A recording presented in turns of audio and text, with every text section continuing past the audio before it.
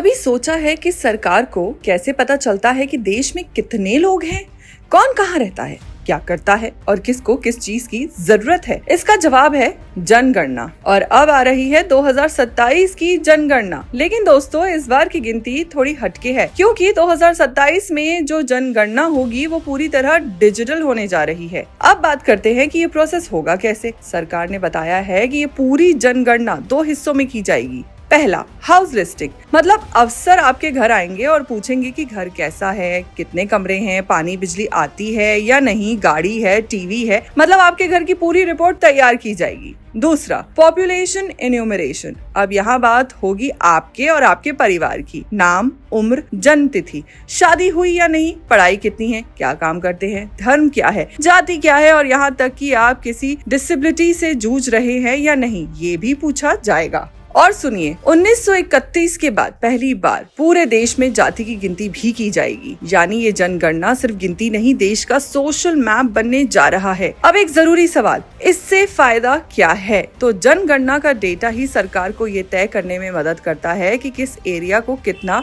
Fund मिले, कुल अस्पताल कहाँ बनने चाहिए, SC ST की कितनी सीटें रिजर्व होनी चाहिए और किस जरूरतमंद को कौन सी सरकारी स्कीम पहुंचनी चाहिए। मतलब जनगणना के बिना सरकार सटीक योजना नहीं बना सकती। ये सिर्फ गिनती नहीं, हर घर की जरूरत जानने का सबसे बड़ा तरीका है। अब सबसे दिलचस्प बात, ये जनगणना होगी डिजिटल, यानी अब अफसर भारी भरकम रजिस्टर लेकर नहीं आएंगे, बल्कि हाथ में होगा एक मोबाइल या टैबलेट। डेटा एंट्री ऐप में होगी, कोई हैंडराइटिंग का झंझट नहीं, कोई स्पेलिंग मिस्टेक नहीं।